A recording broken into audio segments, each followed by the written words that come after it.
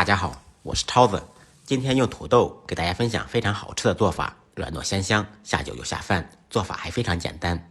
首先准备2个可爱的土豆，先清洗干净，去掉外皮。去皮以后放到案板上，切成1公分厚的薄片，再切成拇指粗细的长条，切成骰子大小的小丁。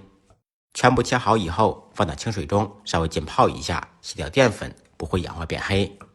再来半根胡萝卜，去掉外皮，先切成厚片，同样切成小丁。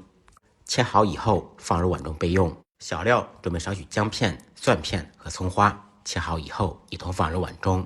再来5毛钱的肉末，材料全部备好，接下来开始制作。起锅做水，放入1小勺盐，将近开锅时放入土豆丁，在锅中稍微煮一下。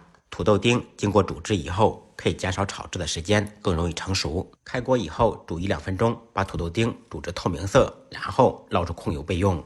另起锅，锅烧热，放少许油，油热以后放入煮好的土豆丁和胡萝卜丁，在锅中煸炒，把土豆煎至表面金黄，胡萝卜炒至断生。这个过程家庭小灶，大概需要2-3分钟。胡萝卜、土豆经过煎制以后，吃起来才会更香、更入味。炒好以后盛出备用。另起锅，锅烧热，放入1点油，热锅凉油，放入肉末，在锅中煸炒。开中火把肉末炒变色，炒出油以后，放入准备好的小料，煸炒出香味。小料、肉末炒香，沿着锅边烹入少许料酒，去腥增香。放入1点老抽，调下底色。生抽、酱油炝锅，提鲜提味。随后往锅中加入1勺清水，有条件的可以放高汤。